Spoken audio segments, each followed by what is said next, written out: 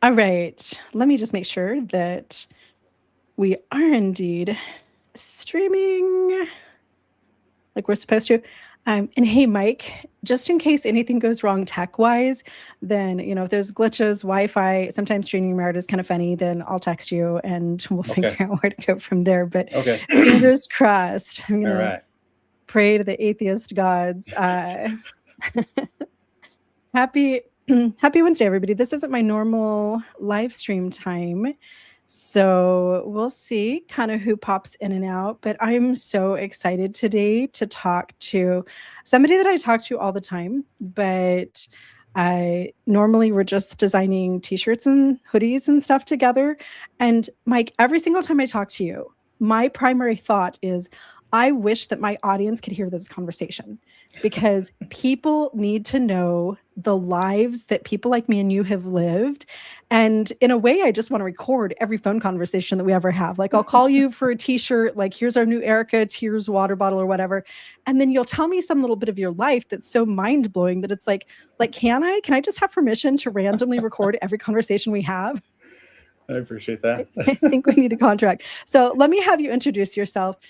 This is my friend Mike, who is also my merch person. And that was such an agonizing thing for me to find someone that I loved and supported who they are and the mission they're on enough to let them handle my t-shirts and hoodies and all the little things that I do, because I'm so intentional about where I spend my money.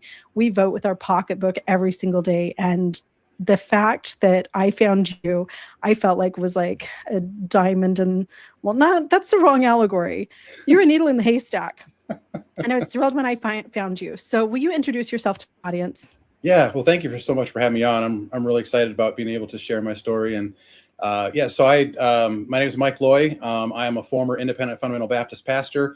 2019 is when I exited religion, walked away from the ministry, church, and Christianity altogether.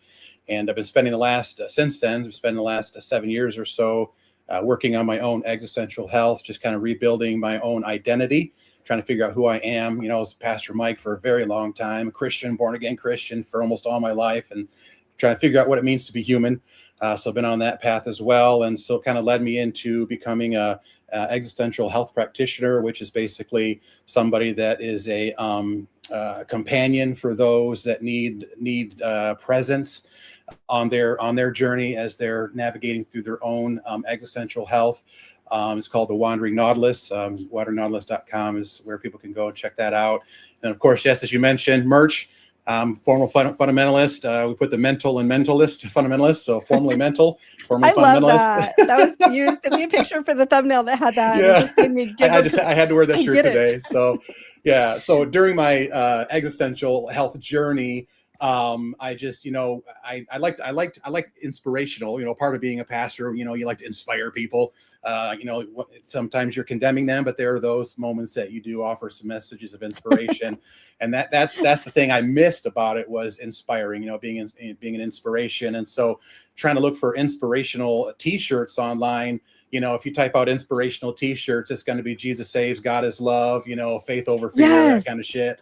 You know what I mean? So I'm like, man, there's a need in this space for non-religious and maybe even some irreligious merch, apparel. And that's a little bit irreverent, exactly, a little bit heretical, a little bit witchy. Exactly. So I launched LifeIsMyReligion.com. That's the name of it. And trying to rewild the word religion. People define religion as, well, it's, religion can be found in my church, in my scroll, in my magic book, in my imaginary friend or whatever. And I'm taking that word back. No, life is my religion.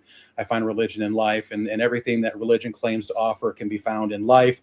So that's kind of the heart behind it. But all the t-shirts there just to inspire people along their, journey, and help spark conversations, help start maybe start a revolution and save the world from toxic religion, one t-shirt at a time is kind of my motto there. So yeah. And then of course I got a podcast that I do right now, little podcast blog, and then getting ready to launch a podcast with a friend, talking about the balance between masculine and toxic masculinity and femininity, and the patriarchy that we see so prevalent in religion today. And of course, in everything that's going on in our nation, kind of talk about both sides of the conversation there, kind of help bridge bridge the gap between both sides of the story there. So yeah, just got a lot of stuff going on. So that's Where do we find your Substack? yeah. So Substack is thewanderingNautilus.substack.com. And then the one that we're getting ready to launch here in the next few weeks, we have a couple of episodes recorded, but you can look for that. I think it's up, but nothing's posted yet. SacredScars.substack.com is going to be the one that I co-host.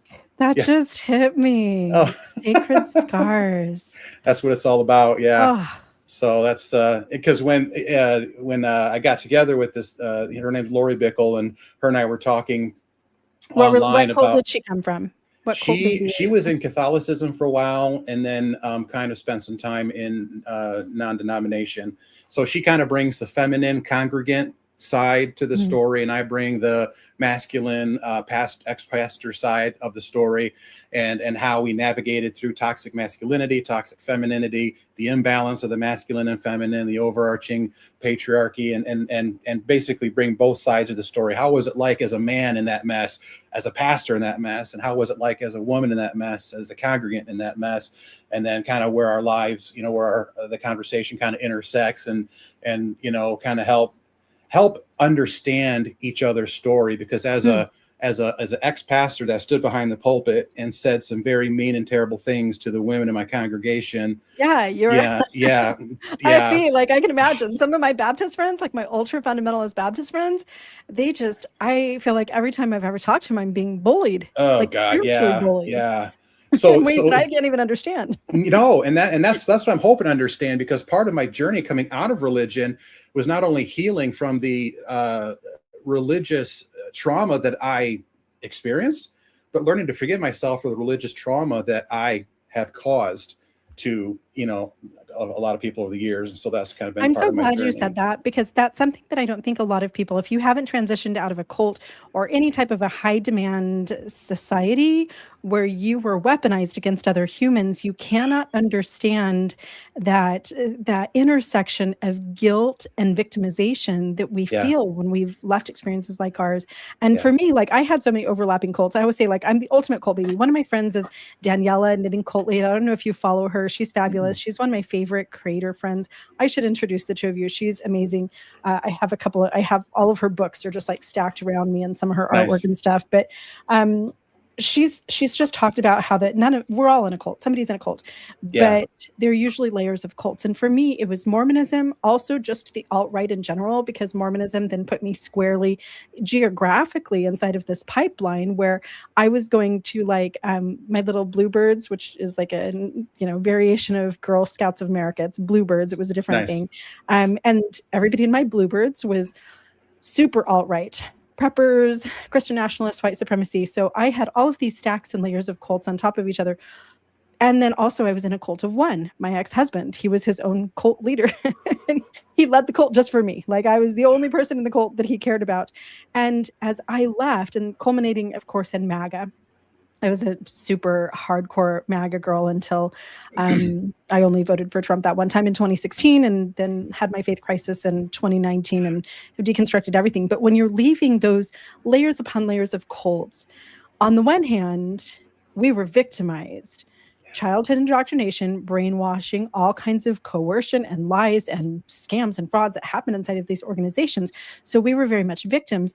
But then how the abusers will then abuse other people, and the cycle just goes on and on. I come out of my religion and it's like, oh my God, I can't believe what these people did to me. But then at the same time, oh my God, I can't believe what I did to other people. Yeah. And that is an emotional teeter-totter that some of us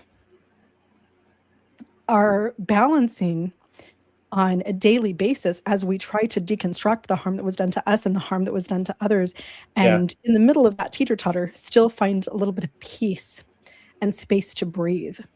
It's difficult too, because while I'm trying to navigate through this space and help others, how often I will come across people that kind of embody the people that I hurt. Like with being an existential health practitioner, I have one-on-one sessions, over the camera. and I'll have maybe You someone work with Jim that's, Palmer. Do you work with Jim yeah, I Palmer's? work with Jim Palmer Okay. through his So center. Jim Yeah. Palmer's been on my channel here a couple times. I know Oh, that my okay. audience loves him. He was a mega pastor of one of the biggest Yes. congregations in the nation for my viewers here. And then he had a faith crisis, literally Yes. standing at the pulpit and Yeah. was like, what am I doing? None of Yeah. this is true. This isn't. And so he walked away. And so he runs the Center for Non-Religious Spirituality, Yes. which was the bedrock of me deconstructing my religion and getting to the space where I'm happy today. Yeah. And you were one of his trainees. You have Yes. learned through Jim Palmer about Yes. deconstruction, existential health, and just All that stuff. like rebuilding your life when Yeah. everything you ever believed burns to the ground. So, Yeah. so Yeah. you work through Jim Palmer as an existential health practitioner, as Yes. a, what do we call you? Yeah. So that's kind of the term that we're beginning to lean a little more heavily toward, because it kind of is rooted in what has been called for many years spiritual directors, or Jim Palmer has called them non-religious spiritual directors. But what we've been finding is that sometimes when you say non-religious spiritual director, It the sounds mind, guru-ish. it does, because the mind goes right past the non and just hears religious spiritual director. And so you've got all the baggage in the word religious, all the baggage in the word spiritual, and of course director. I just walked out from underneath a pastor who was trying to direct my life. I don't need to be directed anymore. Yeah. So I know sometimes, there's people, sorry to interrupt, who will no. ask, well, why don't you just have a therapist? Like, why don't you just go on with your life?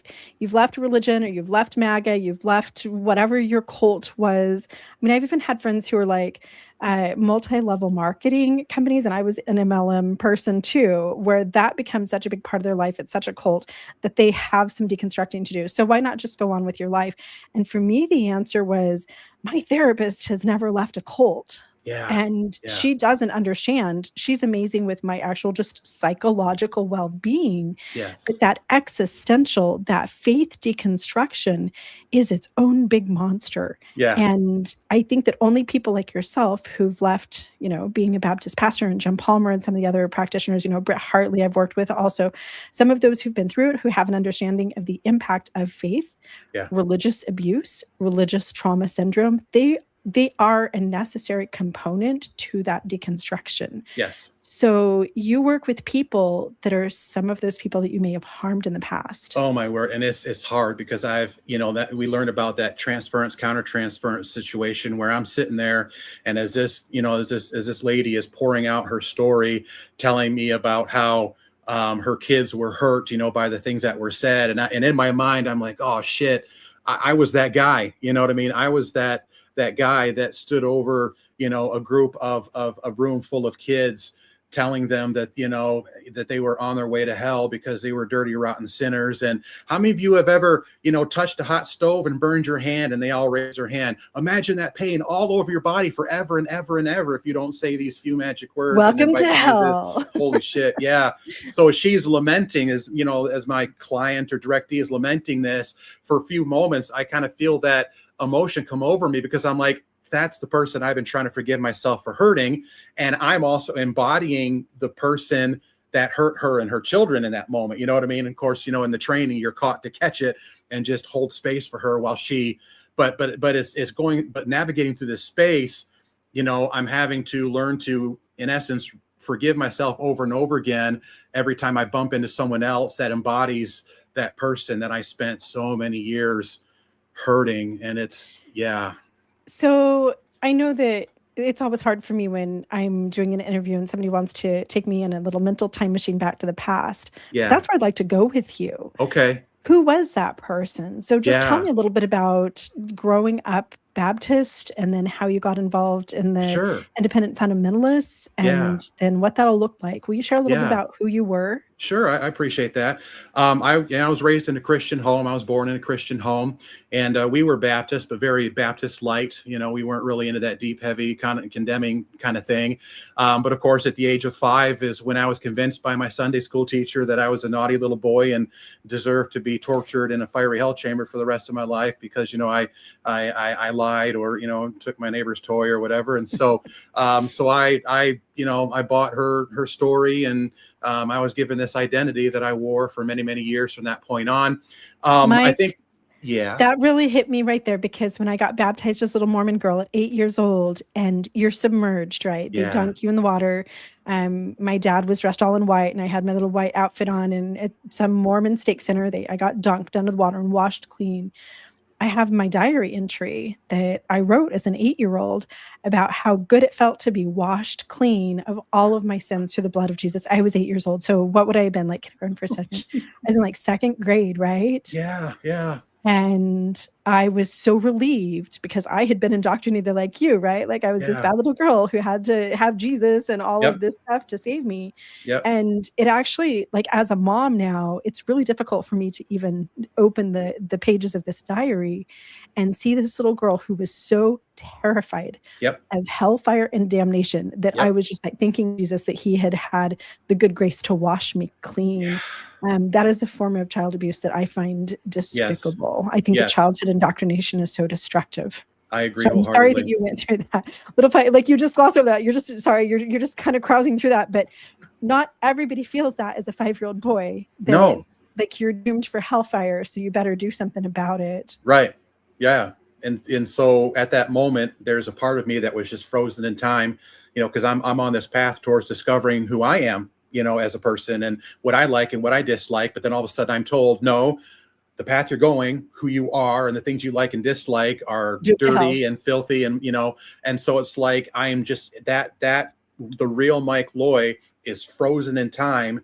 And I'm introduced to this alternate timeline that I take wearing this costume that I am hiding behind trauma response because I am altering my core identity in order to survive a culture that says the real Mike Loy is evil, wicked, and dangerous and deserves to die. And so now I've got to wear this clown suit, for probably for the next 35 plus years, hiding behind that mask, going down this timeline.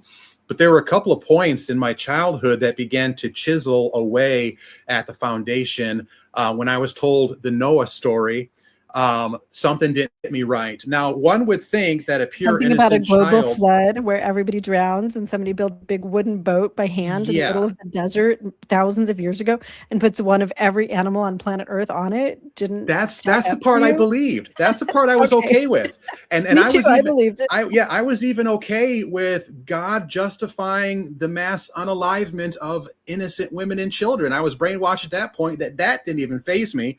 But what hit me wrong was the fact that God looked out across mankind and changed his mind, regretted the day that he ever created mankind. I'm like, well, wait a second. As a little 6-7-year-old boy, like God changed his mind. I thought he was all knowing. And that story right there of God regretting that he made mankind, I was like, wait a second, aren't you all knowing? How did this surprise you? Didn't you see this coming? But now all of a sudden you've regretted making man and you've changed your mind. And that story right there took God down a few notches for me. And I held that as a child for a very long time. That started chiseling away at it.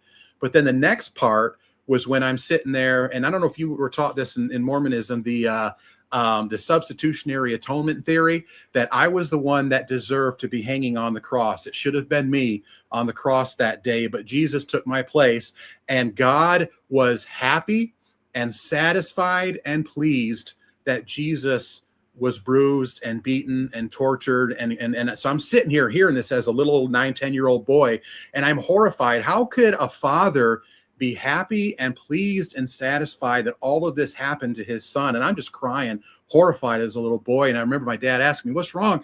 And I'm like, how could the father be pleased and happy and satisfied that this has happened to his child? And I don't remember my dad's answer. Psychopath are we praying to? I know. So that right there got down, so I think that those two things are pivotal, cracks, chink in the armor that really began to get me to question. But it wasn't until I became a teenager is when it all began to change. My mom got sick with cancer, began to battle cancer throughout my entire teenage years. That's when I felt the call to preach, and I really began to study the Bible by myself, learning Greek and Hebrew and audience relevancy and hermeneutics and all that kind of stuff, realizing that when a pastor would preach from a verse, the only thing you have to do is go home and read the verse ahead of it and the verse behind it and realize, wait a second, he totally cherry picked that, let alone the Greek and the Hebrew behind it. But I'm learning this as a teenager. And it wasn't until Of course, growing up in the 90s, I don't know if you remember, you remember the 90s. I'm 1974, so Okay. So I was a I got teenager through married the in the 90s. 90s. Yeah, I Yeah. was a teenager in like the 80s. So you remember the Satanic Panic throughout, the Oh yeah, 90s was yeah. really big, and the Cabbage Patch dolls were possessed, and you couldn't have my Ninja Turtle toys and pause Disney movies at any part, and you can see little, Oh yeah. play music backwards, whole thing. So I grew up right in the midst of all of that. I was actually introduced to the Baptist version of Trad Wife during my teen years, because my mom got really sick. We were pulled out of school, homeschooled for a couple of years, and the homeschool co-ops, we got to meet a lot of families with large children and butter churning Yeah, and like the bread 19 Hits making. and Oh Counting man, type yeah, of girls. that Like kind of stuff. those to me are like the potato salad moms, right? Yes. That they're always like making some big old potato salad to take to the potluck while they're Friendship changing bread. diapers. Yeah, Yeah. the friendship. Oh my Friendship God, bread. friendship bread. I took my friendship bread very seriously. Yes, we I did. always had like the big old Ziploc bag, and I made sure I Yes. fed it all the time. I had this big specially dedicated, and Yes. I handed out so much friendship. We Yep. had the Amish friendship bread, which I doubt came Yes. from the Amish, Right. and then you had to like take a box of pudding when you delivered it, because my particular friendship starter had to be fed by pudding. So Yes. that's good stuff. Yeah, Where can I get it some was of good that? stuff. I know, right? Like We got a I'm lot gonna of Amish around here. We could probably find some. I'm gonna find some friendship bread, Find some and friendship I'm bread gonna somewhere. mail some to you. There you go. That sounds good. That sounds good. Yeah. So during that time, So your mom was staying home fighting yeah, my mom was staying cancer, home. and She you're was fighting homeschooling. cancer. We were homeschooled. Luckily, my mom didn't buy into the trad wife thing completely. I think she was the only woman at the meetings that still wore blue jeans. She was a business person. She owned her own store. I mean, she didn't. Luckily, my parents didn't buy into that completely. But when she passed away, I was 17 years old. Is when she passed away, and I was the oldest of four kids. So sorry. No, thank you. I appreciate that. I had a brother. I was 17, my brother 15, brother 13, and then my little baby sister was 11. That's when life changed. When my dad got remarried, and our entire life left our childhood hometown and the house that my mom designed and built and everything, and we moved north to a new community. And How we long began. after your mom passed did your dad remarry? So she passed away June 29th, and he got remarried June 21st the following year. So 8 days before we celebrated, 8 days before the 1 year anniversary of my mom's passing is when he got married. So everything just moved really, really quickly. Did Yeah. stepmom have kids? So stepmom had three daughters who kind of fit in between all the ages of us four kids. And so I became the oldest of seven, and we all moved into a farmhouse and shared one bathroom, all of us teenagers sharing one bathroom. That was fun. Wow. Like, Yeah. how do you even get ready for school in the morning and stuff? Like, Shifts. yeah. Those of us get the shower the night before could, get ready in shifts. But yeah, independent fundamental Baptist. That's when I got drawn into that. It was the deep, dark side of stuff. And How did they get you in? Did you have friends at school when were you first introduced to? So that was IFB? the church that my stepmom was currently attending at that time. And so when our life migrated, we basically left everything and kind of joined, her community, her church. I mean, everything, we just kind of integrated into that life. And that's where I was introduced into the dark world of the independent fundamental Baptist cult. It's a cult. Any church that has the word independent fundamental Baptist on its sign, you might as well put the word cult on it. It's a cult. So I joined that cult as an up and coming preacher boy, and I went off. What's that? What age? So I was 17. Okay. And then of course a year later, so my mom passed at 17, so it was 18 when I got drawn into that, and went off to Bible college. That's where I met my wife, and in Bible college is where it really accelerated, because this Bible college was independent fundamental Baptist, militant Baptist. They were just, their basketball team was called the Fighting Fundamentalists, and they were considered the West Point of fundamentalism. They were just the hardcore fundamentalists. And I bought into it, man. I just swallowed that stuff up. I had already been primed for toxic masculinity. I was already there, and I just dove right into it. And it was, I mean, we're talking, I was a piano player and didn't play sports. And so I was called Femi, you know, which was kind of shortened for feminine. They called you Femi. So I was Femi because I played piano and didn't play sports. The dean of men, what do we call it? The dean, the dean of men, I think we call him. He for chapel one time before the chapel service, he actually went through all the dorms and filled a box, the men's dorm, and filled a box full of Femi products like hairspray and blow dryers and teddy bears and pink dress shirts and any, you know. What did he do with them? Take them home and try them on and take pictures of himself to post to some nefarious chat room? You don't know. I don't know. What did he do? During chapel, he preaches a sermon on masculinity, true masculinity.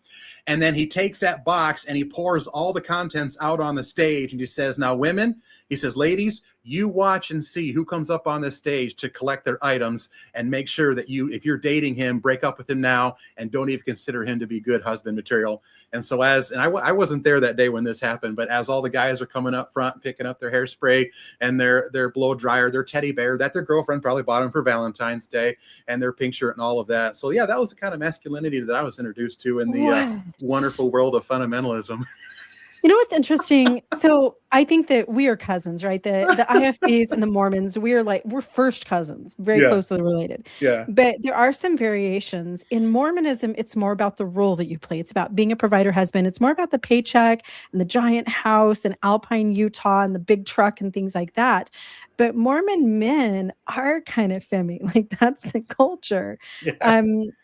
In part because I think that some of the really like manly men and the attractive men and the independent men just leave religion and walk away. So then we're left with, I don't know if you've ever watched Secret Lives of Mormon Wives, but no, I haven't. I don't know. It's like being musical and being flamboyant and like wearing pink shirts and stuff is actually really highly accepted in the Mormon male culture. Oh, wow. So whenever I met like Baptists or Lutherans or other people where the men were just very masculine, you know, then they were always kind of put offish to me. Like I did not relate to those type of people whatsoever, like that toxic masculinity. So for Mormonism, it's not about the hairspray and the outward appearance, because our men in Mormonism are all spray tanned and like hair highlights and like all this stuff, right? Wow. Like very glammed up. But they have to be good providers. So kind of an interesting little variation there. So you had to be that real man. Yeah. And you just, not everybody fits that. No. All austere type of mold. Right. And so, of course, you know, you begin to kind of get a little ashamed of who you are because, well, I'm a piano player and I really don't like to play sports. And, you know, so you just try your best to fit in. But yeah, so that's kind of where we were. So then, when I became, so during college years is when I was offered a position as a youth pastor. And when I went ahead and accepted it. So my junior year of college, I didn't finish college. I'm like, you know what? I'm ready to get my career started right now. And so I began to serve under one of the most terrible, bigoted, sexist, toxic, masculine, narcissistic human being that you could ever imagine. So controlling, so domineering. I mean, but Jesus and religion makes people nice. Yeah, right. Which one?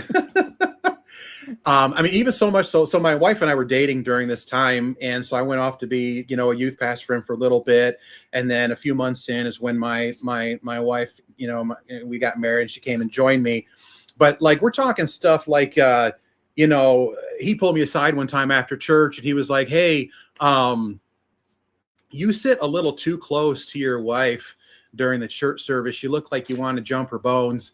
You know, you need to scoot away from your wife a little bit or I'm going to ground you from her if you don't, you know, sit. Okay. So Mormon youth dances they would go around, the chaperones, who are usually like people's bishops and stuff. If you were slow Yes. dancing, they'd be Yes. like, "Can we fit a Book of Mormon in between you?" So And you like, got to dance. We couldn't even dance. yeah, like at least, yeah, the Mormons get to dance. That's why Mormons are such good dancers. That's why they're Yeah. all on Dancing with the Stars and stuff. But like, Yeah. I was terrified. Like, you're slow dancing, and it's like, I don't want any part of me. And here I'm like this double D bra, so I have to stand way back, right? Like, I don't want any part of me. If our hips brush, then that, like, I'm a Jezebel. Yeah. I'm gonna burn in hell. Yeah. So, Yeah.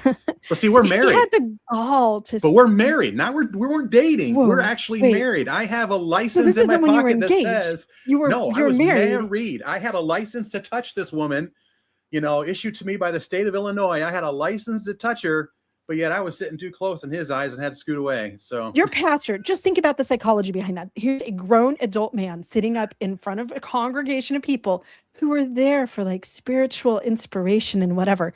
And he has a bee in his bonnet because Mike and Mrs. Loy are sitting too close, and and he feels like it's completely okay then after the service to walk down the little stairs and tell you, hey, you're sitting too close to your own wife and you look like you're wanting to jump her bones. Yep. Yeah. So yeah, I did not realize how toxic of an environment this was that I was in. And that just seemed normal to you. How did you feel in that moment? Like in that moment where you're just like, oh God, I better scoot further away and make sure that I don't. Yeah, that's what I thought. I need to scoot further away or this man is going to ground me for my wife. Yeah. Because we're so brainwashed to believe that, he speaks for God. He speaks for God. Touch not God's anointed, unless maybe his, face is on a wanted poster somewhere, or he's featured on the news in handcuffs. At that point, maybe, doubt his godly authority. But aside from all of that, don't touch him at all. Yeah, that's just the way it was. Didn't even think about it. And I don't know what it was for me, because it was stuff like that the entire time I was there. He promised to pay me for my position, never paid me, but kept piling responsibilities on me. I couldn't really afford to get out and get a job. My wife and I are wandering the streets, cashing in pop cans, just for a loaf of bread and some saltine crackers and stewed tomatoes that we had very often for lunch and dinner. And it was just a really difficult time. I don't remember how or what happened, but one day it finally clicked, and I'm like, we need to leave. We need to go. I don't know. I don't remember what it was. Just I came to my senses and I had to leave. And of course, he and the assistant pastor sits me down. Maybe, yeah. But he sits me down and says, no, this is God's will that you be here. You guarantee that if you leave here, you're going to face sickness and maybe even death, because you will be outside of God's will and outside of his protection. But something in me stood my ground, and I had to leave. And I remember as I'm driving away, I got the U-Haul and pulling the vehicle behind. And I remember looking in the mirror as that city is, getting behind me in the distance. And I remember saying to myself, man, if this is the ministry, God, I don't want this anymore. So we ended up going back up to Michigan, where I'm from originally, and spent some time there. And what eventually led me out of religion is, of course, my desire for the truth, as I continue to study and study and study and study and try to make sense of it all, just looking into that Greek and that Hebrew and all of that kind of stuff. But it was also coupled with crises such as this that made me second guess, what have I bought into here? What am I involved in? And this was definitely one of those things. And so fast forward a few years after I'm in Michigan and I'm healing and starting to get the itch for the ministry back. I'm invited. How old are you at this point? Oh, shoot. It would have been, let's see here. So when I finally left, I was in my early 20s. So I think we stayed up in Michigan for maybe 6 or 7 years. So now I'm kind of getting maybe a little closer to my late 20s, early 30s. Do you have kids? No, we don't have any kids. No. And so So you're not indoctrinating the next generation. No, I'm not. You are as a pastor, but right. Yeah, exactly. Yeah. So the next kind of crisis that happened to me that really sent me on a deep dive into it was my wife's hometown church back down here in Illinois asked if we would come back and help start a ministry for young couples. And so I agreed to it. Shortly before we came, though, I get a call from the trustee that says, "Hey, Mike, the church is split right down the middle. The pastor's being forced into early retirement. You're more than welcome to come down, but I just want to let you know this is the message you're getting yourself into." Didn't faze me. Thought, hey, I'm going to go down there and save this church and, help them, organize this mess. And so we So ended you up ran right into church drama. I ran right into church drama. When I got here, the pastor hands me the keys and the checkbook and says, "Here, the church is yours. You can have it." And so now I've just been dropped in the middle of this. Well, the deacons and trustees approached me and say, "Hey, we want the keys and the checkbook back, but you can be the warm body in the pulpit for a while we try to figure things out." So I'm standing up there in the pulpit each Sunday, just trying to bring the group back together. And I mean, you got the center aisle split right down the middle. On my right is all the people that don't want me there because I represent the guy that they hated and kicked to the curb, that wanted me to be his replacement. But then I've got everybody over here on the left that wants me there and would love me to be the next pastor. So I'm preaching, trying to get them excited about stuff. And hey, maybe we can start a school and start a radio station, do all these wonderful things. Let's grow. Let's get the young crowd in here, but one by one, I'm losing the people from the left. They're literally, they're moving over to the right side, and my supporters are getting smaller and smaller and smaller. Well, it was one night the deacons and trustees invited me into the office, and I don't know, they proceeded to just rip me a new one. They began to say things about me that I had said or done that just weren't true. And I'm sitting here just taking it. And you're giving your whole entire life and all your time and energy and just your heart and soul to this congregation. Yes. And during this time, so you're so poor you couldn't feed yourselves and stuff. Did the church expect you to tithe? Were you still giving tithes to the church throughout this time? Yeah. So any money that did come in, 10% went back to the church. Yep. Yeah, I always did. When I was dying of a tumor, my bishop came to my home after the ambulance had just brought me to the hospital that weekend, and then I got home. He came to my home to renew my temple recommend and to collect my tithing from me because I hadn't been to church for months while I was recovering from a tumor. Not once did the church ever give me money, but my ex-husband and I tithed about $300,000 over the course of a 24-year marriage to the Mormon church. So that 10%, we would pay that first as soon as a paycheck came in. We always paid that 10% first. So you're not able to feed yourselves, and now they're expecting you to regenerate this congregation. Were you getting paid by the church? No, I was not getting paid at all. So you're just a volunteer pastor, and you're paying your 10% tithing. Okay. Yep. And I don't know how we did it because towards the end, I did pick up some work working for a nursing home, and then my wife had kind of picked up some part-time work. So it was. It kind of helped us there towards the end, but there was that section of time during that where we had absolutely nothing. And as a matter of fact, when we did move to Michigan, I did get drawn back into this idea of, well, not drawn, but it was still a part, tithing was still a part, but I got sucked into Faith Promise Missions. And for a while there, again, we struggled financially. That just sounds like a scam. It did, yeah. Well, because of it, I had to file Chapter 13 bankruptcy, had a house foreclosed on, lost a house because God got the first portion. And I actually had one of my, major crisis one day. I justified saying the F word when I gave God, when I gave the heavens a double middle finger, because I'm like, God, my power shutoff notice is on Monday, but you're demanding all of my money on Sunday. And I remember in that moment, I would just and as a good little Christian boy, justified. And the trust that you had is it's remarkable now looking back on my old self and how I absolutely believed that. I stopped medical treatment because a priesthood leader gave me a blessing and said that I no longer needed it. Yeah. The trust that we had. Yeah. So as I'm sitting there, in this office, as the deacons and trustees are tearing me up and down one another, upside down one the other. The next night, as we're sitting there eating, getting ready to go to church, and I'm just shaking because of all this went down, and I'm shaking so bad I couldn't even keep food on my fork as I'm eating. And my wife, Heather, she looks at me, she says, "Mike, what's wrong?" And I just began to cry, just sobbed. And she said, "You know what?" She says, "If that's what my church is doing to you, I'm done. We're done." And so we left that situation there. And I remember looking back and saying, if that's what Christianity is all about. I'm done. I'm done. But my wife's grandmother said, Mike, don't give up on God yet. I want you to come visit my church. Now, I was born and raised Baptist, independent, fundamental Baptist. My wife's grandmother is Assemblies of God, speaking in tongues, Christian contemporary music, all that kind of stuff.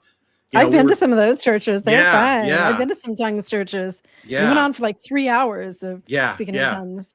So I walk in there and I'm sitting down in this service and it's dark, you know, it's all moody and you're in this huge auditorium and stage and counting down on the screen, 3, 2, 1, the lights come up, man, that drummer just nails that first beat.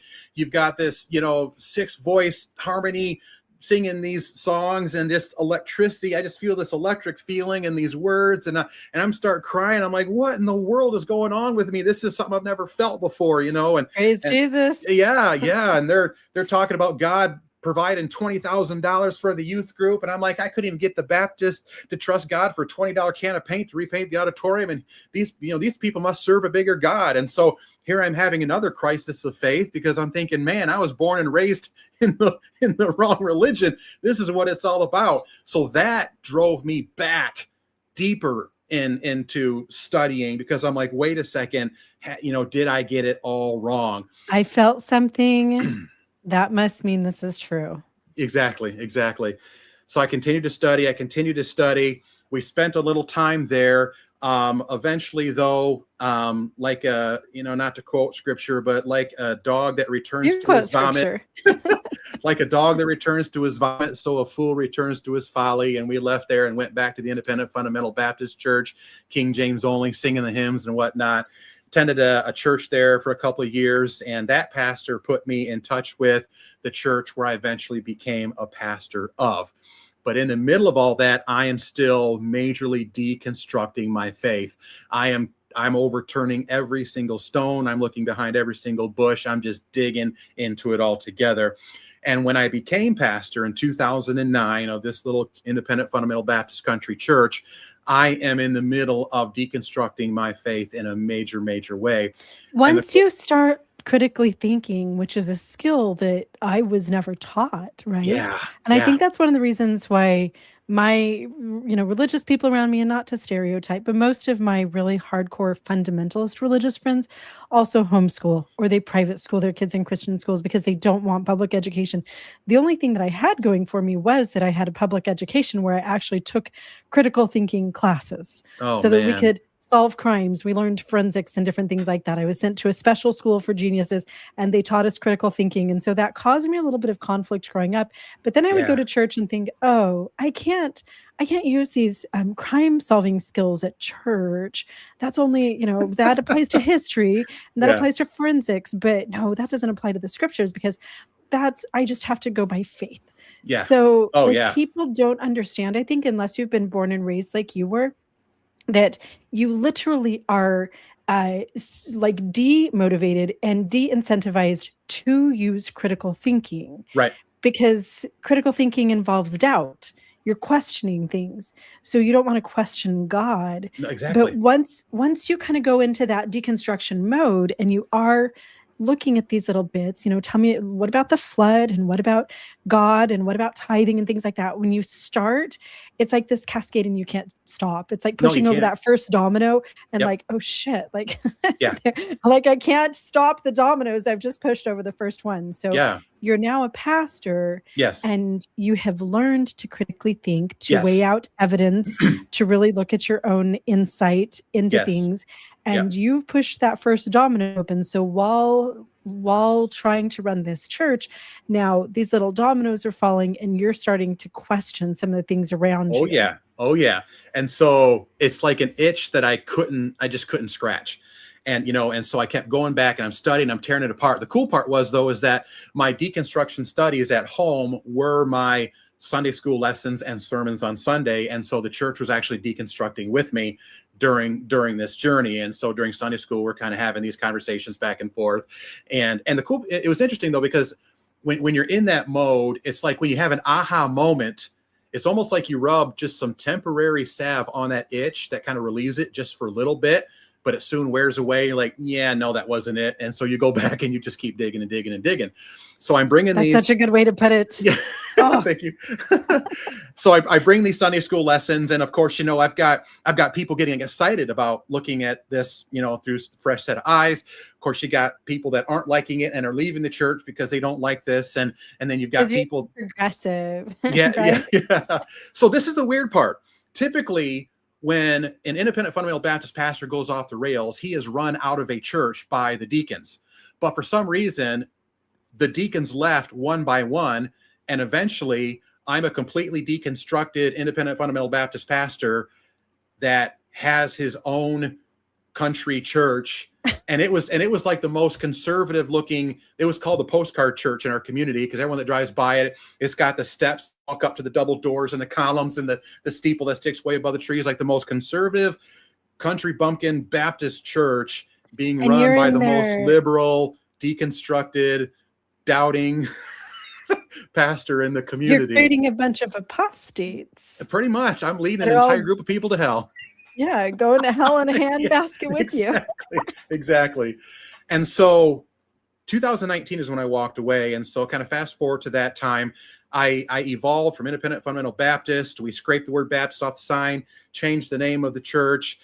We kind of dabbled into Pentecostal Assemblies of God stuff. I had my own speaking in tongues moment where I spoke in tongues and felt, like a presence there. We got into laying on of hands. I healed myself of my eyesight. I wore glasses all my life up until this point. And in the name of Jesus, I laid hands and now I've got 20/20 eyesight. That's for another conversation about the placebo, instantaneous, all that, the science behind all of that.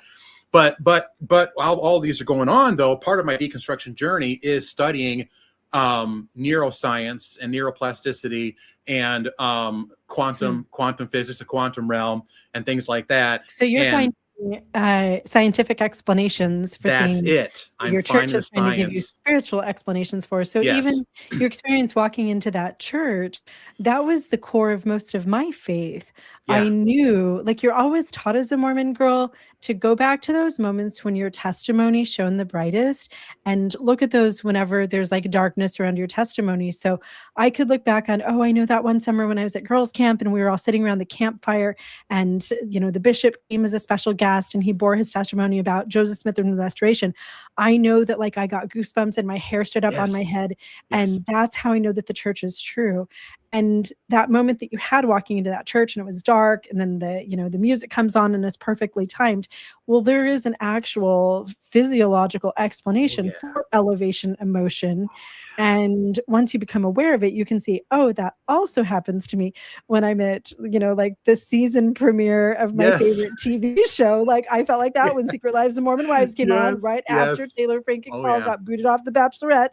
Like that elevation emotion there's an explanation for it. Once you start to see those, so you were seeing that there are some scientific explanations and that the only explanation to everything doesn't necessarily have to be God, Jesus, the Bible, and the Baptist Church. Yes. That's a problem. That's a big problem. It's huge. It's huge.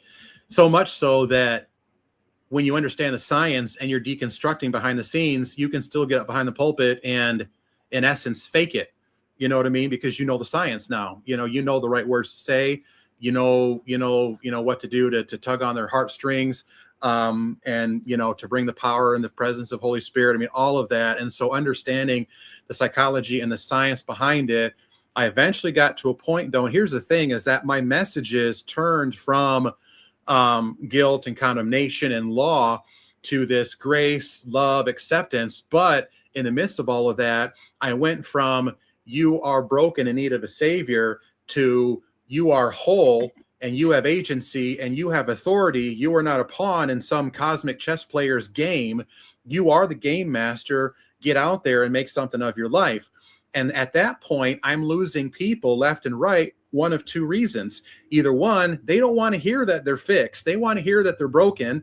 They want to hear that they need a savior. And they want to come to me for a spoonful of medicine each week, just enough to get them to about Thursday-ish. So they're desperate to come back to church on Sunday for another spoonful. So they I'm leave sure some because, of them thought that you were a sinner too, that you were an apostate, you were oh heretic, yeah, I was you a were wolf in sheep's heretic. clothing. Oh Yeah, yeah. you were preaching Yeah. all those things. So the same thing that James Tallarico is currently getting, like MAG is going batshit crazy over Tallarico because he's like, Jesus loves everyone, even the LGBTQ people. And so all of these, you know, the Baptists and the evangelicals and people all over the world, like, yeah, I've actually seen that. I have Yeah. seen people who've written articles that say James Tallarico is a wolf in sheep's Yeah. clothing Oh, I was told because that. he's preaching love and forgiveness. So I'm sure that you had those Yeah. congregants who just saw, you know, this isn't right. No. So they're leaving. Mike's being too nice. Jesus would Exactly. Oh hate yeah. that. Yeah. Yes. Yeah. So they're leaving because they don't want to hear that they're whole and that they don't need a savior. They're leaving. Or I have people leaving the church because they're like, okay,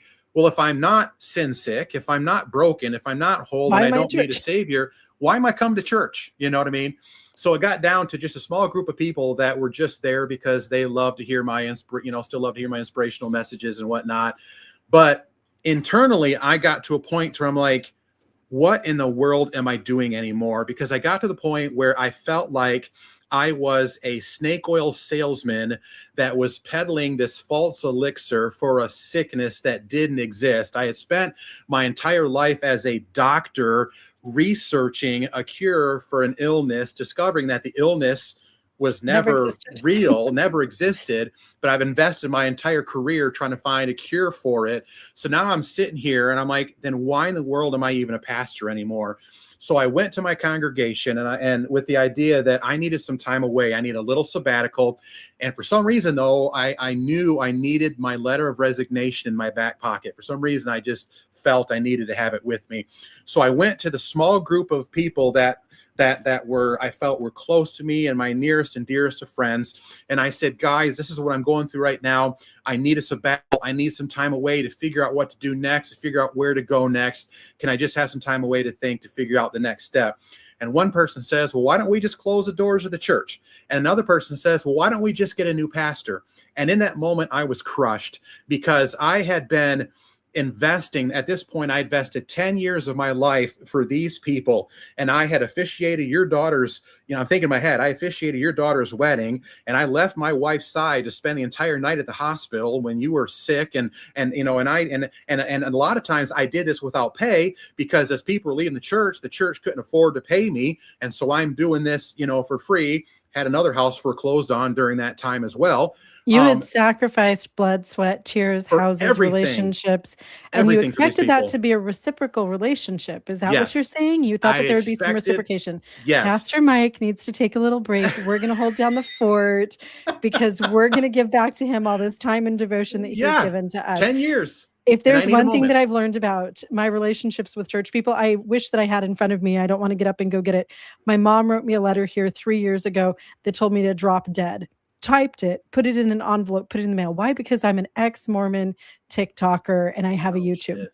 Damn. So Yeah. one thing that I've learned, Mike, and I wonder if you agree with me, is that those church relationships are utterly non-reciprocal. And Yep. part of that is we're all giving so much to the man at the top, right? Who doesn't exist, but we are giving so much that we're already feeling like completely sapped. We're in desperation survival mode. So pastor needs some time. And now we have more expected of us than already is. Like we just can't do that. Everybody's so drained. Yep. So we can't, people can't serve one another within the Mormon church. It's like we were so exhausted from just our callings and raising all the babies and doing all the stuff for free that if anything else was thrown at us, like we couldn't handle it. It's like, he's out. Exactly. So that one moment, I need a little space. It was not afforded to me. They were like, well, we'll just replace you that quick. And it was at that point, I'm like, all right. And if that's how you feel, I pulled my letter of resignation out and I sit across the table and said, if that's how you feel, then I'm done. And these were your closest friends. And they just Judas Iscarioted you. That quick. I have a question. Yeah. At this time, where was your belief at? Where was your actual faith in things?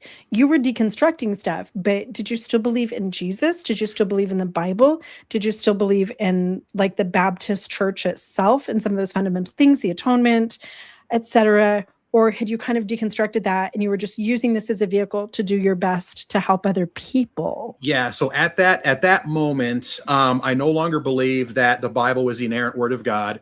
It was basically a man-made book that was put together by a bunch of sheep herders thousands of years ago trying to understand God. And then I still believed in a God, but that he didn't necessarily speak through the Bible. I was still questioning what Jesus' role was in all of this. At that point, I definitely knew he was not coming back. Jesus not coming back, like he claimed he was. And so I was still, I think, in a liminal space with all of that. I was kind of playing in a lot of playgrounds and a lot of theories about that at that particular So you hadn't moment. really landed on what your faith was. Not You quite more yet. like you kind of knew what it wasn't. That's me too. When I left the Mormon church, it's like, Yeah. okay, well, this isn't true, but what is? So Exactly. is it Buddha? Is it, Yes. Taoism? Is it like The Secret? And there's just a universal force. And if I have positive thoughts, I can tap into that and I'll never get cancer and my relationships are going to be great. Yeah, you leave it and you know what you've just left, but Right. deconstructing and reconstructing are not the same at all. No, not at all. And It's that's a kind of different where process. it's huge. Night and day. So you come out and it's like the Truman Show. Oh, none of that was real. My Right. wife was just a TV wife. Everybody's been faking this. I live in this bubble that Yeah. isn't even real. Yes. When Jim Carrey opens the door of the sky at the bottom of the clouds on Yes. the Truman show and walks out, that is what it is to walk away from Exactly. what we walked away from. And so many people that Yep. we've worked with over the years walk away from. Yep. Like, what is on the edge of that? Yeah. You've lost everything. Everything. That is, I'm called Life Take Two because I almost didn't survive that, because my existential crisis pushed me into, I cannot go on. Like, I didn't even know how to get up in the morning, and just grabbing my spoon and eating my overnight oats was so painful. That nihilistic void that people Yep. plunge into.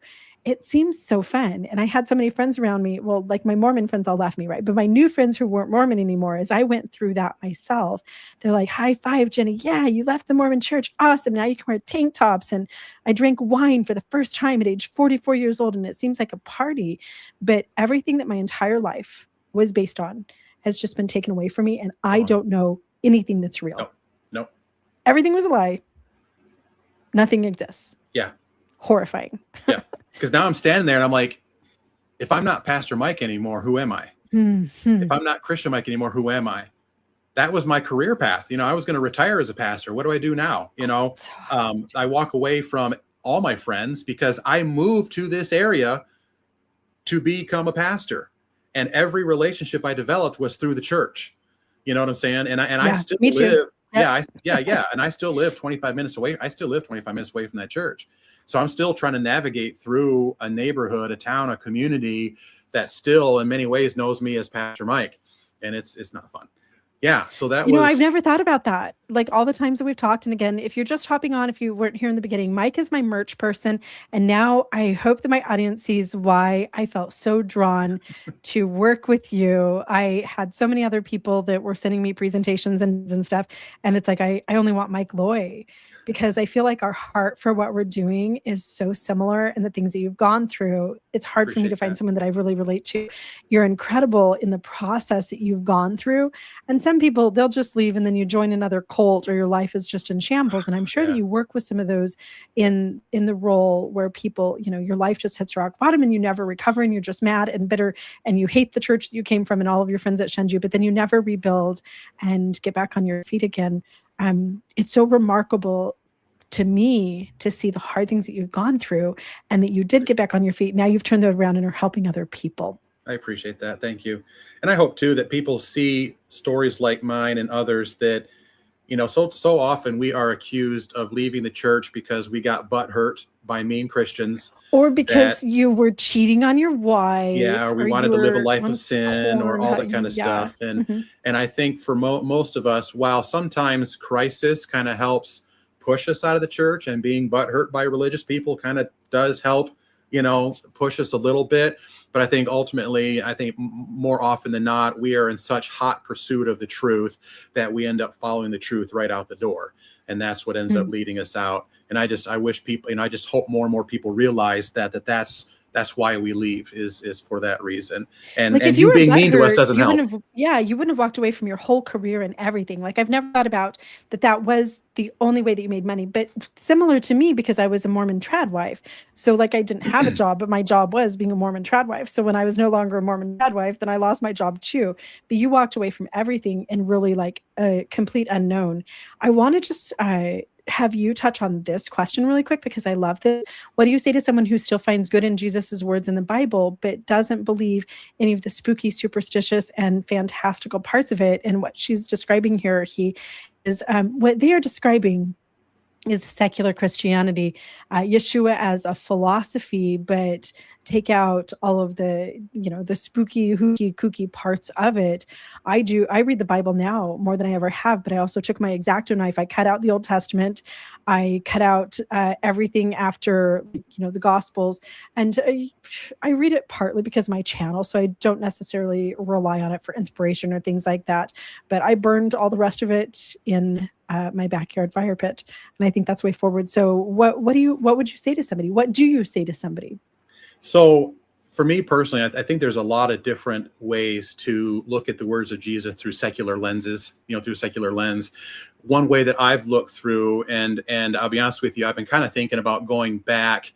I don't think I even have a Bible anymore in the house. I'll probably have to find one online, but going back to those words in red. And I've said this a couple times before, the red letter is, I've said this before, that if Jesus was a real person and what he said was actually things that he said, I felt at one time that he was a quantum physicist way before his time, that he was revealing some quantum truths to some shepherds that some sheep herders that didn't quite fully grasp what he was saying. So I think there's actually some books out there called The Quantum Sayings of Jesus.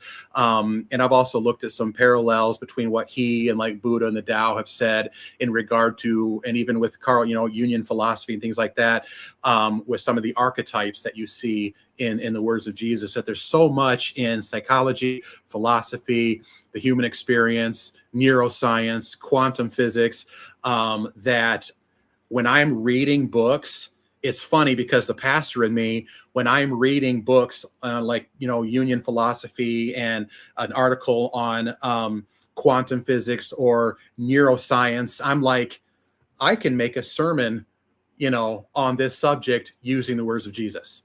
So, so that's how a lot of it still aligns with me, that there's a lot of good human experience stuff that we can read, especially when he talks about the kingdom, looking at the kingdom as just my internal castle and what goes on in there. Just a lot of good stuff that could definitely be run through some good, secular philosophical thought. And I agree with Valerie here that Jesus, I believed, walked this earth, I would feel would never want to be worshipped. No, not at all.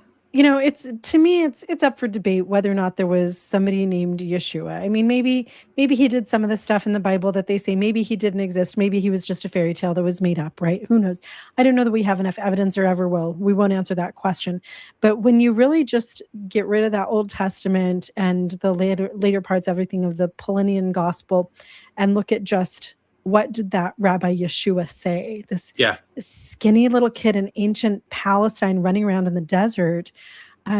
He would not want to be worshipped. He never did. No. He was all about kindness and love and giving to other people, and this state of harmonious existence with the earth, with our neighbors and our enemies and everybody around us, that no Christian church has ever come close to. And I have to say that now that predominantly my friends are atheist, in part because all the Mormons shunned me and disowned me and all that stuff, right? So it's not necessarily by choice. I don't flock to the atheists, but those are the people who still love me. My atheist friends embody that harmoniousness and that kindness and compassion and sustainability and forethought for the planet and each other far more than anybody that I ever met. I was religious for 48 years. I left Christianity and MAGA just 3 years ago. And anyway, they're good Christians. So for anyone in my audience that's watching that goes to church and you are a good Christian, perfect. But if you're not, then maybe it's time to look in the mirror and do a little soul searching. So anyway, okay, so you leave. You've deconstructed everything. You walk away. Your church people don't want you anymore. So then what? Yeah.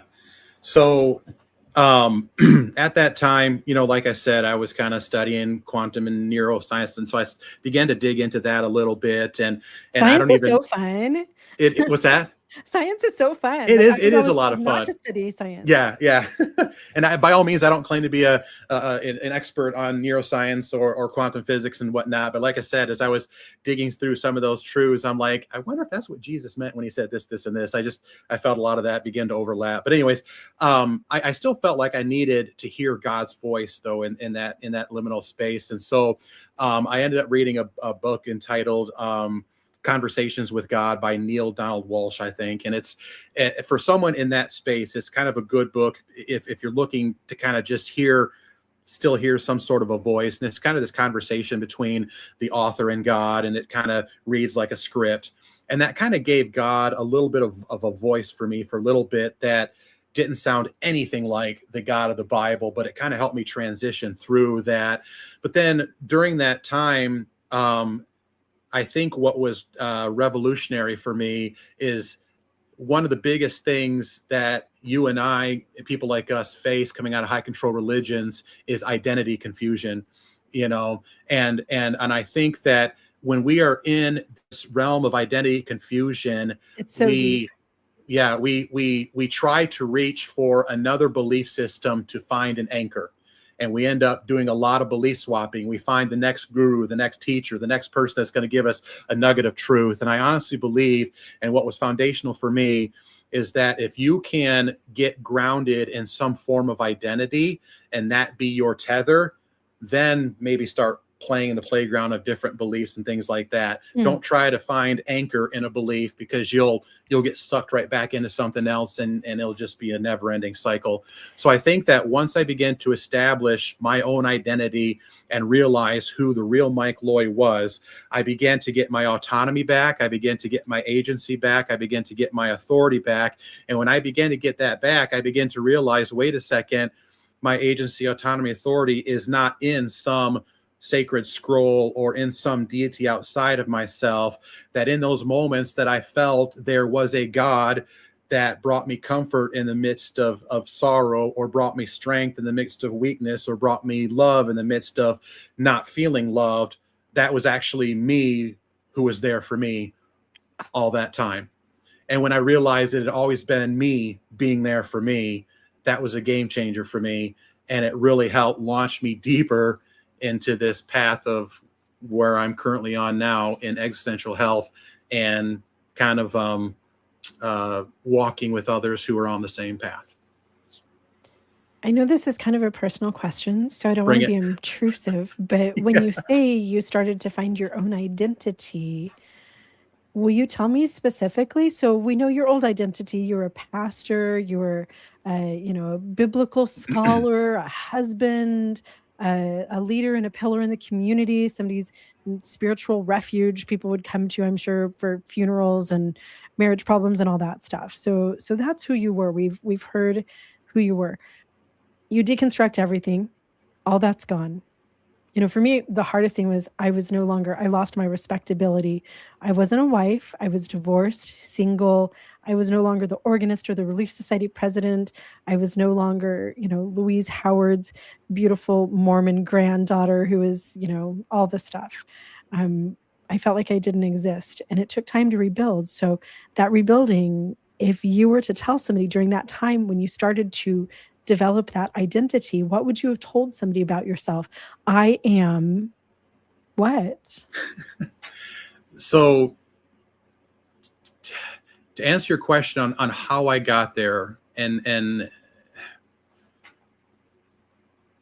that clown costume that I was handed 40 plus years ago, when I took that off, because that's who I was, or that was the religious cosplay that I had been involved in for decades,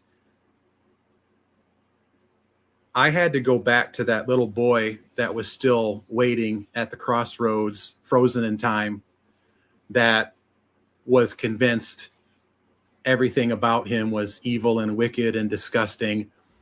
And in many ways, as I think a lot of like psychology, whatnot, calls the inner family system or inner child work, I didn't know that's what it was called at the time, but I imagined I went back to that crossroads and I basically spent some time with that part of me, making him feel safe again, because at one point in his life, he didn't feel safe to be himself. And I had to go back and in some way make him feel safe again.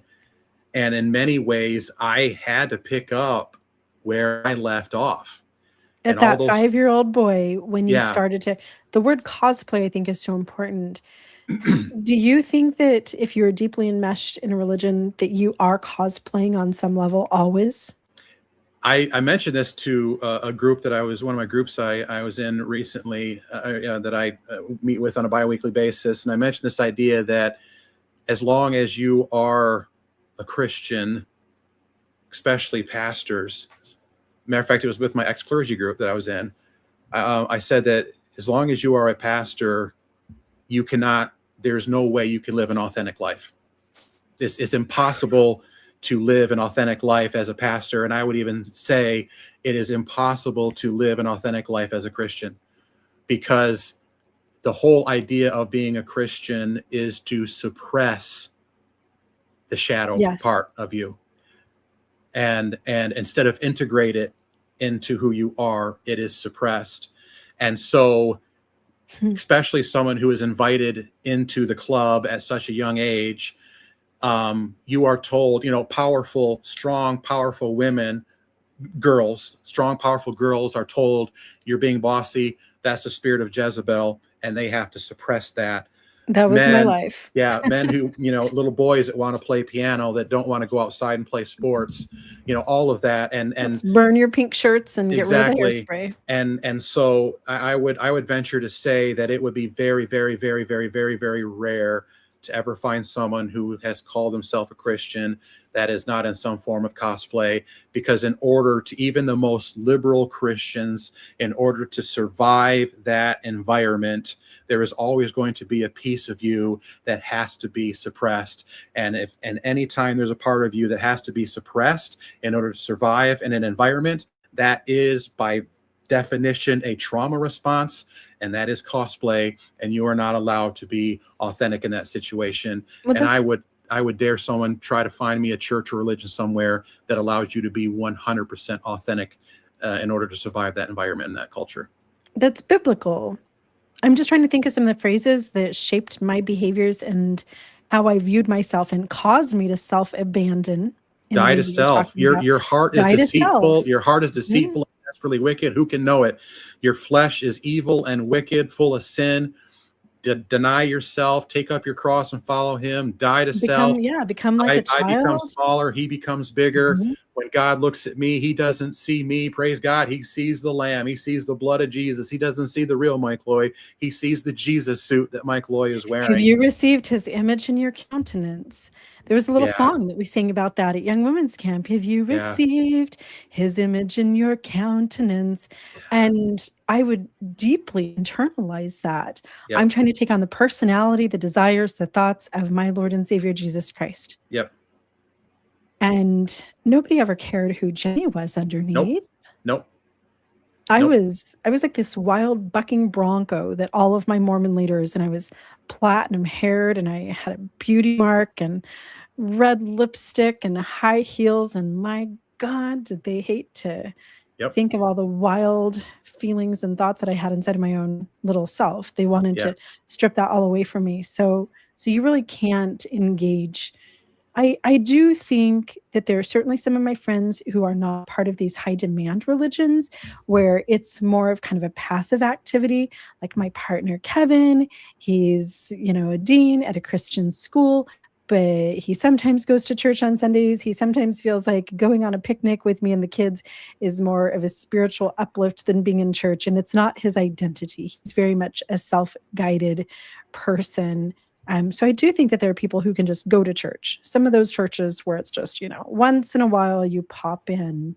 But if you were deeply involved in the church, you're definitely cosplaying.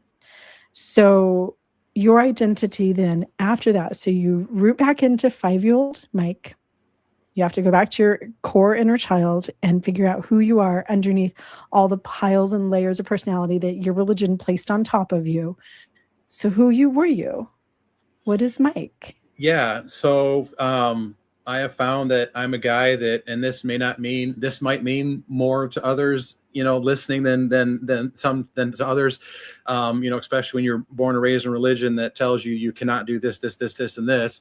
But I found out that I'm a guy that likes to go to the movie theaters. I love to enjoy, I enjoy beer. I love drinking beer. I love to cuss and swear. There's love to watch, R-rated movies, horror. I love horror movies. Kevin's been taking me through all the R-rated movies because I was never allowed to watch them. The only R-rated movie I'd ever watched was Pretty Woman. So he's like, okay, we got to go through like Shawshank Redemption and like all these. Yeah, Kevin's been taking me through all the R-rateds. I love rock music. My wife and I are in a rock band. I love rock music. Yeah, we're in a rock band. So I play the keyboard, and her and I both, contribute vocals to the band, singing the doubles music. So yeah, that's been a lot of fun. So yeah, and it's and there's still some private parts, private personal parts that I'm learning to integrate, into my life, the shadow parts of me that I was told that needed to stay locked out in the shed, that I've been allowing back into my inner house, to be able to integrate and because it's one of those things too, where there's parts of you that you suppress for so long. And then when you begin to revisit those, you're like, okay, are there parts of those things that are healthy, that can stay, that align with the person, that I know that I am and am becoming, or there's parts that I've suppressed for many years that are unhealthy, that need some time to air out and heal, and then naturally and organically fall away as you integrate those parts back into your, into yourself and into your identity. So who is the real Mike Loy? I share with you as of right now who I think I am, but I think with this journey, I think that deconstruction, reconstruction is not a destination, it's a never-ending cycle. And I think that even as I play in different playgrounds of belief systems and whatnot, I hold on while I'm trying to drive my tent stakes deep into my identity. Everything else I hold on to lightly, because when I'm presented with a new truth, a new idea, a new thought, I want to be able to let go of those things quickly and dive right into the next thing that aligns with the person that I am, the person I'm becoming, with what serves and aligns with the path that I am on, and trying to, to become that person that I know that I am. And of course, help make this world just a little better place. So I don't know why that whole thing just gave me goosebumps.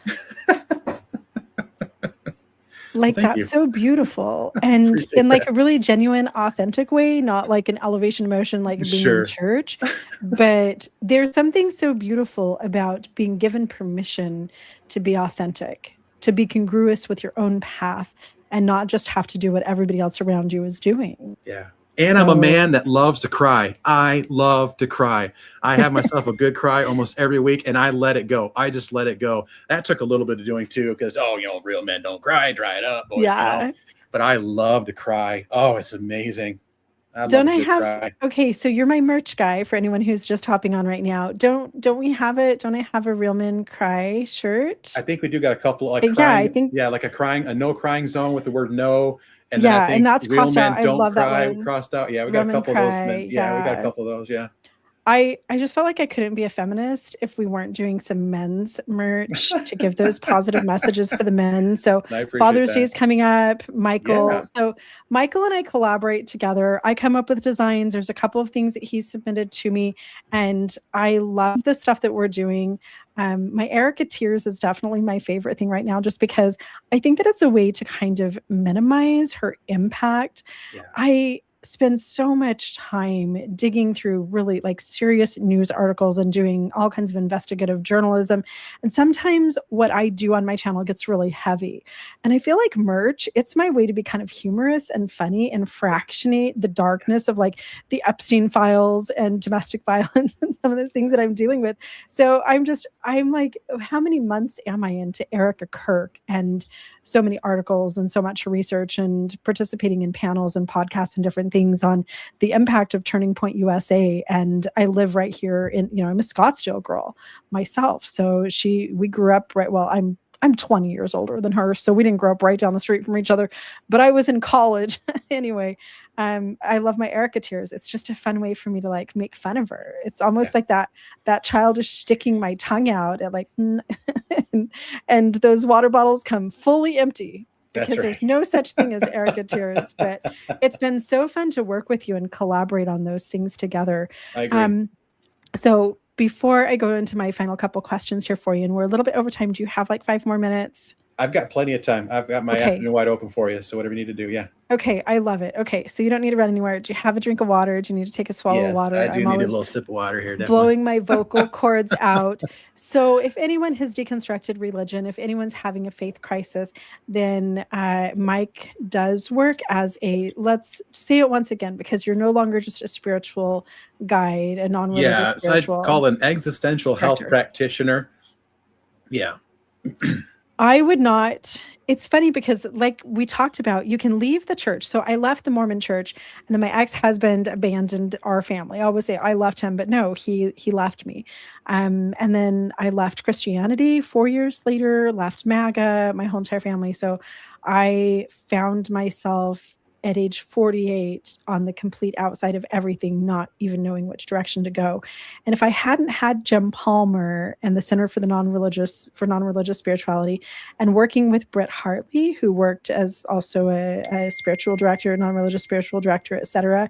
And then of course, knitting cult lady Daniela, and I pioneered ex-Mormon TikTok. So I was reaching like 8 million people a month, and so many of those were non-member or were ex-Mormons. And so that became my community. If I had not had some of that existential rebuilding that I gleaned from other people, I definitely think that I would have just gone right back into another cult. I would have gone from Christianity to something else. It's only because I had the guidance from people around me, the ideas, the permission to let go of things, and ideas for like finding a different direction, that I was able to rebuild and become the person that I am today. Yeah. And that's something that like when somebody turns on YouTube and like, oh, Jenny's talking about feminist issues. And I was at a women's meeting here the other day with my Congresswoman, Adelita Grijalva, talking about social programs to support the Latino population, et cetera. 7 years ago, I was a very different person. And to leave Christian nationalism, white supremacy, MAGA, the Mormon church, and Jake, he was the hardest. And all of those things behind me, that's one thing. But to become a better person, to become healthy and aware of the world around me, and actually be able to turn that around and make a difference, that took help. Yeah. So anyone who's going through religious deconstruction, we'll put all of Mike's contact information in the description once this posts so that you can reach out. But in the meantime, will you tell me your website again? Tell me your web address. Yeah. So they can reach me. It's thewanderingnautilus.com. That's kind of my practice, as being, that's the home of my practice. And then if you go there, you'll see a link to my podcast, my blog podcast as well, for anyone that wants to kind of check in on some of the stuff that I've been writing and posting too.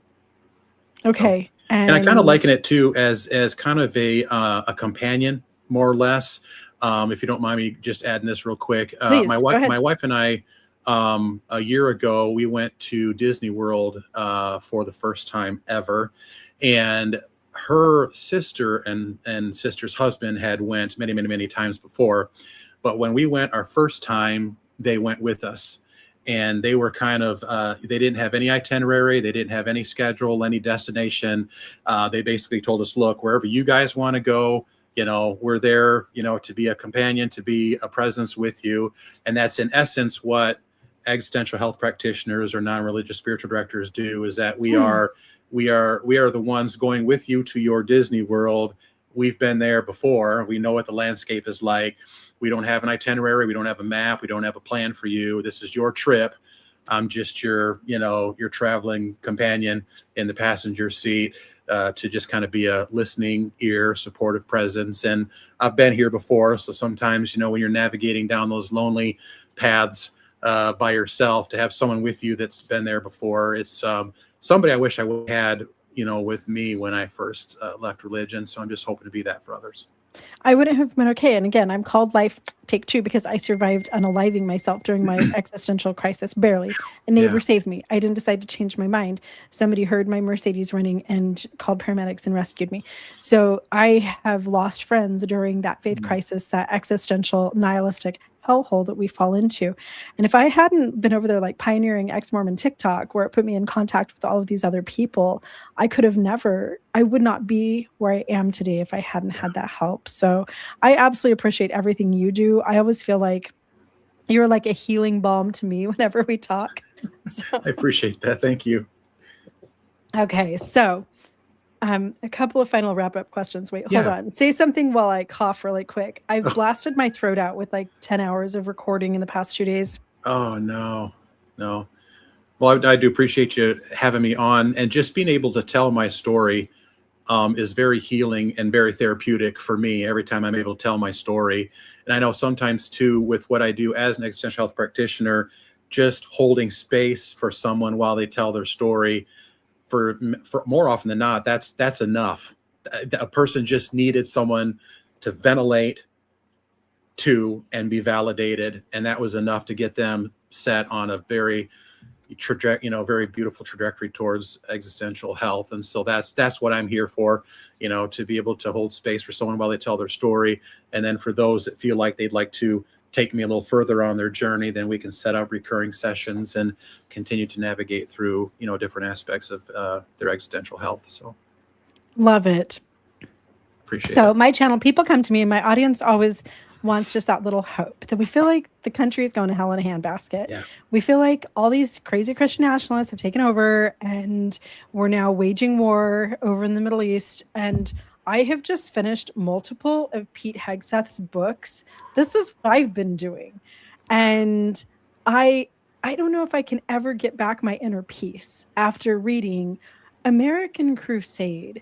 This man is currently in charge of the War Department, and he is hell-bent on bringing Armageddon. And that's what he says. Like I'm paraphrasing there, but he wants Armageddon. So it's really easy right now today in the world to look around and see the Erica Kurtz taking over and see Trump having these, they're not even nice religious people, like the Christian nationalists. I think we can all agree. And I was one, and, you came from the IFB community.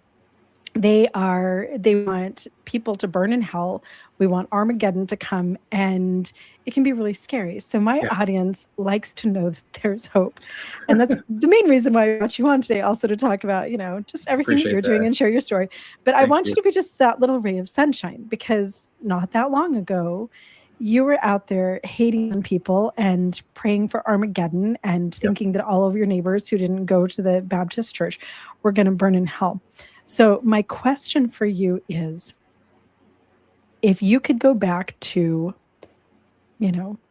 let's go back to 17, because that's when you started really leaning hard into, you lost your mom and you're transitioning into being a minister and stuff. If you could go back to 17-year-old Mike,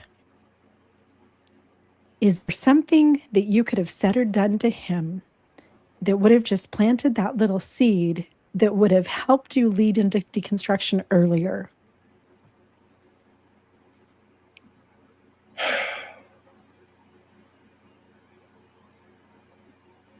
I honestly don't know the answer to that question. I wish it wouldn't have taken me so long to get here, but everything that has happened has just been nothing has been forced. Nothing has been, I can't even put a finger on anything that anyone has ever said or did to me, or said to me, that, except for the meanies that drove me back to the truth, I guess. But as far as someone coming along and revealing the truth to me, or saying something that I found it on my own. I don't think anyone could have done a gosh darn thing. I don't think anything would have been differently. Only if I would have been able to get into a time machine and go back to 17-year-old self and prove to 17-year-old self that I am your 47-year-old self from the future, and everything is going to be okay, and give myself a hug in that moment. That may have been life-changing. But aside from that, I honestly don't know, because I'm learning to love the man that I see in the mirror. And that means, as it stands, I am a culmination of all of the beautiful and ugly things that has happened to me in the past 47 years. And if that is, you think about chocolate chip cookies are a combination of sweet chips and yucky flour, but together they make a beautiful baking cookie. soda. Yeah, baking soda and all that, yucky stuff, and then awesome chocolates and sugar and that. And so those sweet and sour, sweet and yucky things put together and make a beautiful cookie. Then that's been my life, and I'm just one delicious chocolate chip cookie. Combination of all the beautiful yucky things. I love that so much, because for those of us who see, like, I have some MAGA neighbors and they have all their Trump stuff and whatever. And of course, my family is still really deep into the alt-right. For those of us who see those, just remember those people they're the baking soda, they're the salt. And at some point they may come together and blend with the rest of us, and we may make a beautiful, delicious cookie. But don't give up just because somebody's in the middle of their salt era. That's because nobody, if you had gone back 7 years ago and asked anybody in my community, if somebody had told me myself, 2 weeks from now, Jenny's going to leave the Mormon church. She's going to start ex-Mormon TikTok. She's going to be pounding on the walls of the church until she tears it as much down as she possibly can. Eventually becoming an atheist, right? I would have never believed it. Nobody would have ever believed it. I changed. You changed. So I think that's where our ray of hope societally comes from right now, that those people who are in charge, as deep and dark into it as they are, they can have their own faith crisis at some point. So many people, I'm a leader in the Leaving MAGA organization with Rich Logus, and there are so many people that are leaving MAGA and reaching out to Rich all the time. So just hold out for those people. And my answer to that question, I don't think that there's anything that anyone could have said to 10-year-old Jenny or 17-year-old Jenny or 29-year-old Jenny, because I had been the victim of childhood indoctrination and brainwashing with extortion and threats and all kinds of stuff, all mixed into that, to the point that I could not think for myself clearly, and nobody could have done anything. So I don't think that it ever does any good to go after, our Baptist neighbors or whatever. That's not how we win. That actually sends them deeper into persecution complex. I think for me, I try to outsmart them by just being the little Mormon missionary as an atheist. And I just love bomb everybody. Yes. And especially like my MAGA friends and the ones that are really kooky. Like, I'm not trying to say that magic thing that's going to make them wake up and be like, oh, Donald Trump is a creep. Jenny's right. I don't think that there's a way to do that. It's really difficult. If there was a recipe for breaking people out of cults, somebody would patent that. We'd be selling it. Cults would disappear. It's tricky. Just be there, love them, and I take them cinnamon rolls. Nice. Just try to anyway. So if you could do it all over again, would you go back and be a little Baptist you so that you could end up where you are today? Or would you go on a bit different path?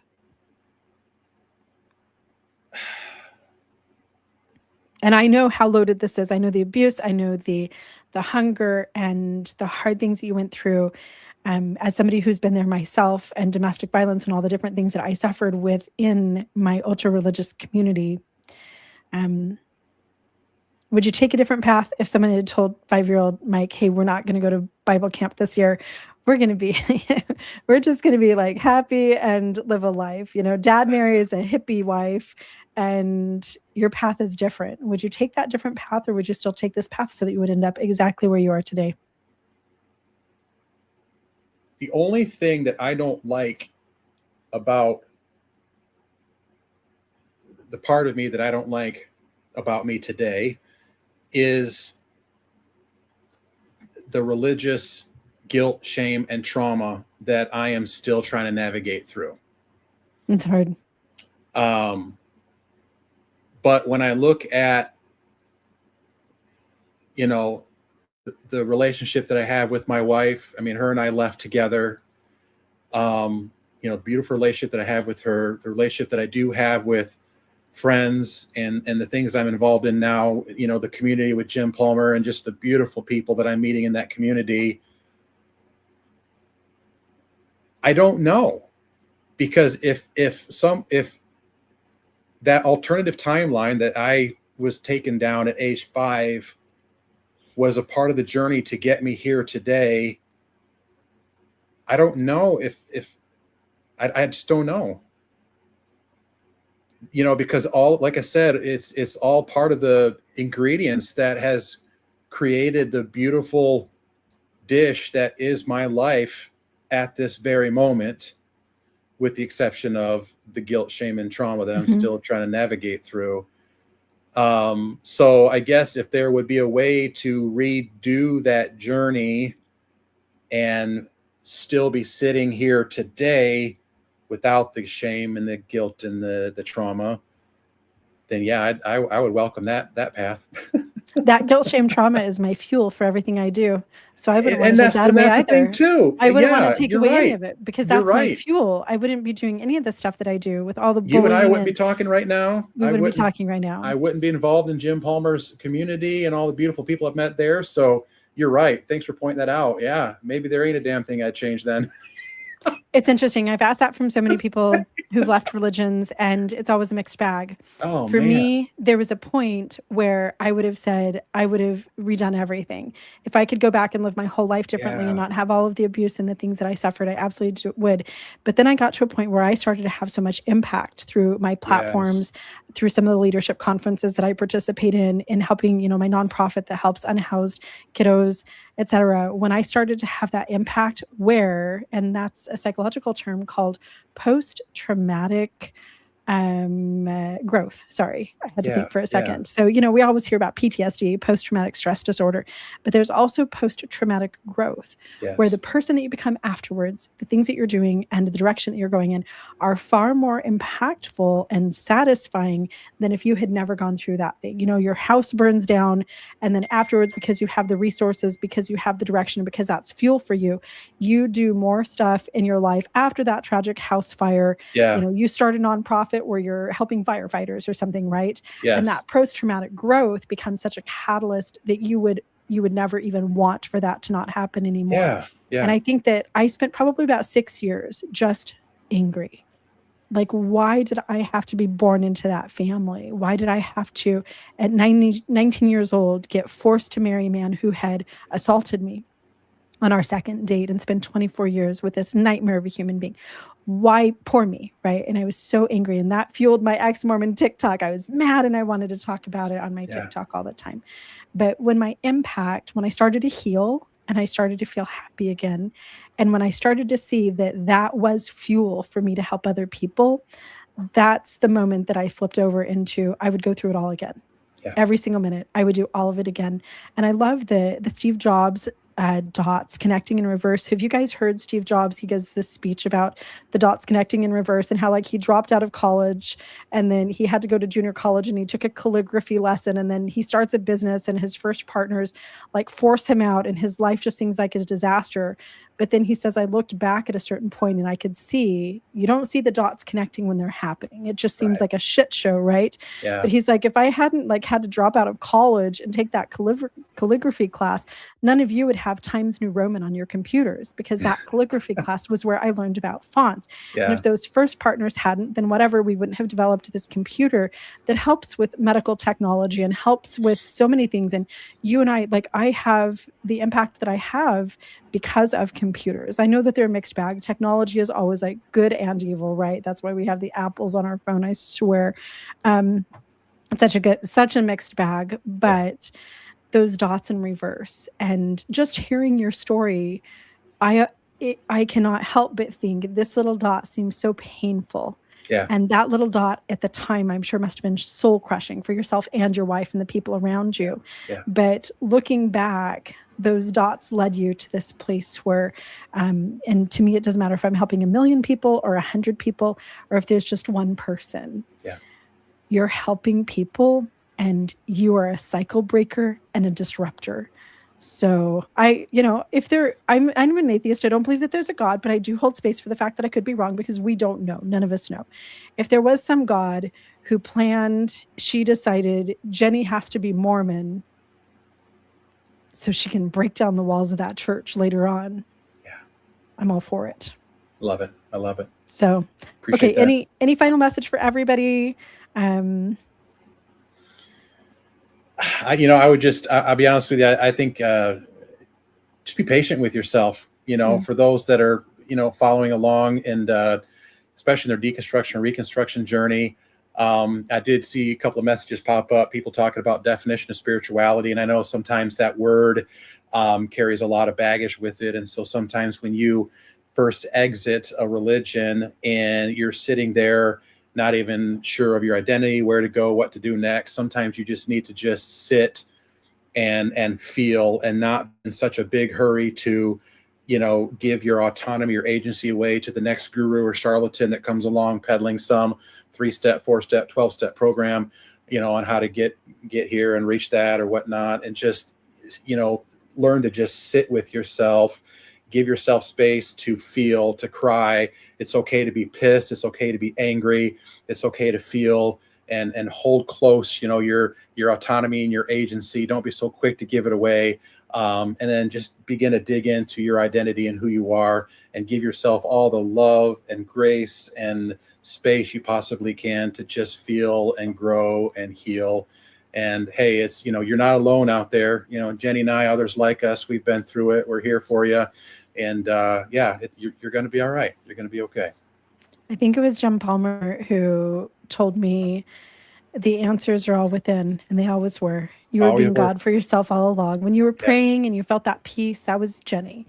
When you were, reading your scriptures and that inspiration came over your heart, that was Jenny.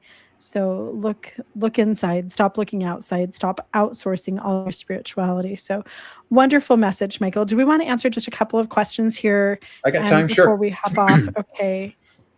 Just everybody loves you. So thank you so much from the bottom of my heart for being here and just sharing your story with my audience. I never take for granted somebody opening up and just being so vulnerable and sharing their journey. It means a lot to me. I have so much respect for everything that you've been through.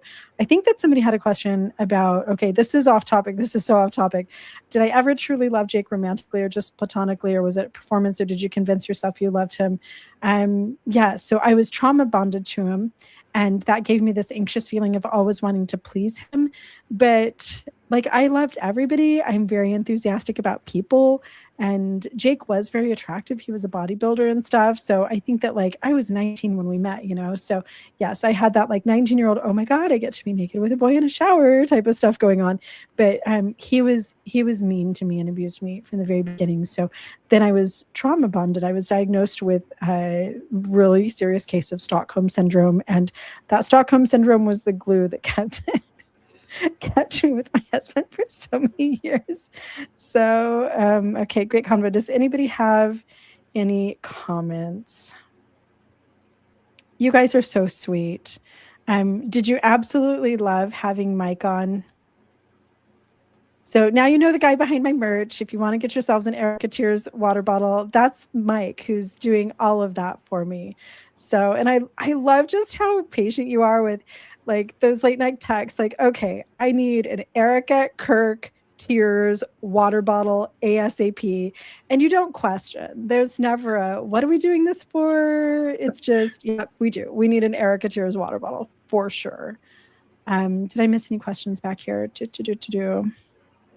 Yeah, the Life Take Two cult. Let's start a cult. Okay, I think that everybody is just enjoying sitting back and relaxing, and nobody has any questions. So I will let you go. This will be posted. It does take YouTube just a little bit to process it, but this will be on my page if anybody wants to rewatch it. If you do have anyone in your life who's going through a faith crisis, I do think that Mike had such a beautiful story of growth and recovery and deconstruction, reconstruction, that be sure that you share that and pass that along. If you're not already subscribed, please do. I have some incredible guests coming up, including Britt Hartley, who is scheduled to be on 2 weeks ago, but then we both had the flu. So we have some incredible guests coming up. I do have some politicians that will be on my show in the near future, and an incredible author, researcher, scientist, and an economist next week. So great stuff coming up. Yeah, total respect for Mike. The water bottle is so funny. The water bottle is so funny. I'll put the link to all of that in the description too. So please double back and get all those links for Mike. But in the meantime, I want you to end us out with where they can find you. Tell me once again your Substack and then your website. Yeah. So my website is thewanderingnautilus.com. And then my Substack will be thewanderingnautilus.substack.com. And then, of course, the apparel is lifeismyreligion.com. Which that phrase just gives me goosebumps every single time you say it. Life is my religion. And let's end on that. Everybody go out into the world and connect with other people. I think that it's just time, Mike, that we stop looking for a guy in the sky to fix everything and look at what can you do. Spread a little kindness today, spread a little toxic empathy that Charlie Kirk would not be happy with us spreading. And we can change the world. That trickle up changes things every time. Awesome. So thanks, everybody. Love you guys so much. My audience is one of my favorite things about my life currently. So thank you for all of the things that you do, for all of the support towards me, and the beauty that I know that you're creating for the world out there. Bye, everybody. Mwah.